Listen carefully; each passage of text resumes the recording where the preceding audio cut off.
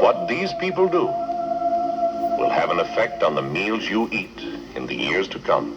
But the food you will eat in the next few days is on its way to you now, in refrigerated cars, in refrigerated trucks, distributed to retail stores, large and small, and to the restaurant, where you will have dinner sometime this week.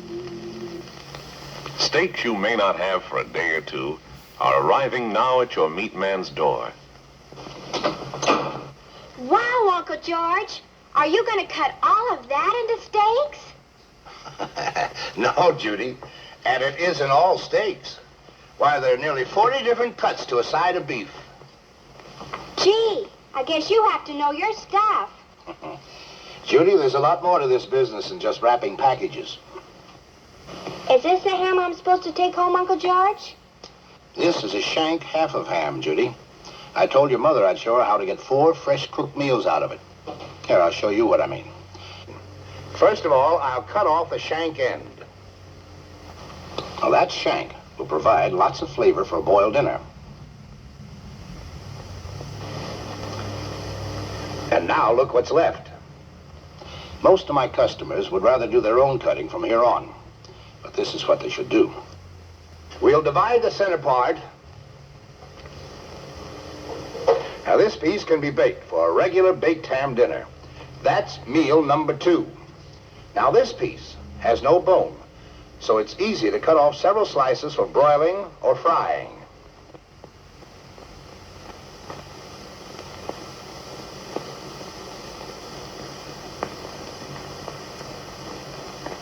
And that's meal number 3.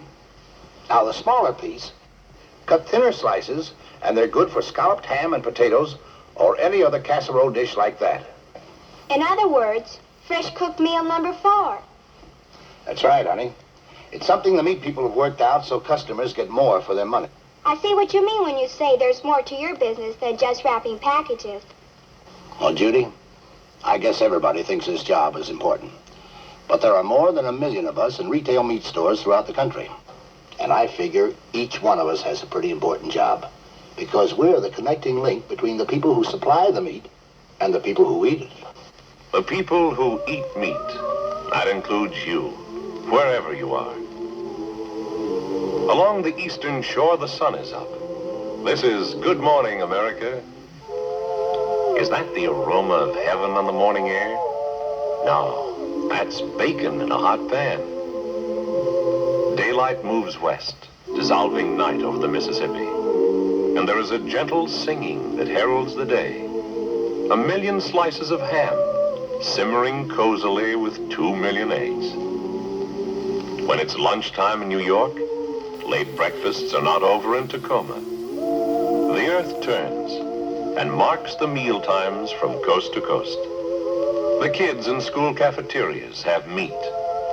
The lunch boxes of makers and builders contain meat sandwiches. The people in restaurants figure a hamburger with is the best deal at lunchtime. A day of life is getting ready to diminish in the Pacific. There is meat for dinner. Another day of meat for America. Another day's product of the soil, transformed by a slow formula of nature and human skill.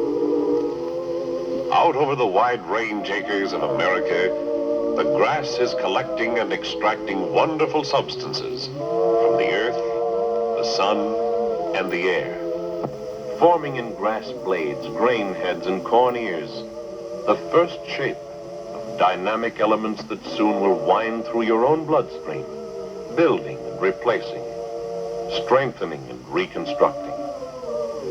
To bring it from the grass to the living cells of you, more than 6.5 million men and women are working, a mighty team, on cattle range and sheep range, in the hog country, along the highways and rail lines, in stockyards and livestock terminals, in the plants of 4,000 meatpacking companies, large and small, in restaurant kitchens,